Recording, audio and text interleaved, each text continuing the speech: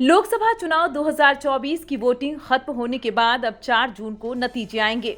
उससे पहले exit poll के नतीजों में बीजेपी की बल्ले बल्ले होती दिखाई गई। पीएम मोदी के नेतृत्व में एक बार फिर एनडीए पूर्ण बहुमत की सरकार बनाते दिख रहा है। इसके अलावा अरुणाचल प्रदेश के चुनावी नतीजों के बाद बीजेपी सरकार बनाएगी। इसी तरह आंध्र प्रदेश में भी एनडीए की सरकार बनती दिख रही है।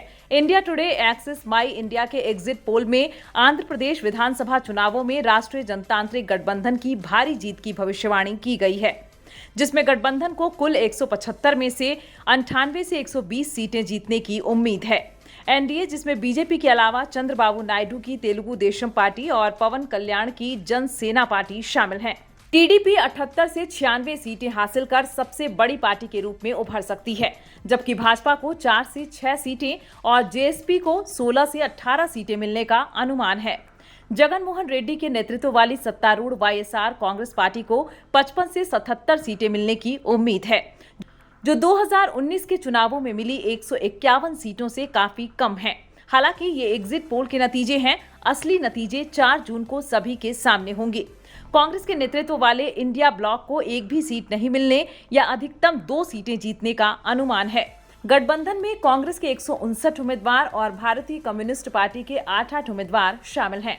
एग्जिट पोल के नतीजों से पता चलता है कि एनडीए को 2019 के चुनावों की तुलना में 85 सीटें ज्यादा मिलेंगी, जबकि वाईएसआरसीपी की सीटों की संख्या घटेगी।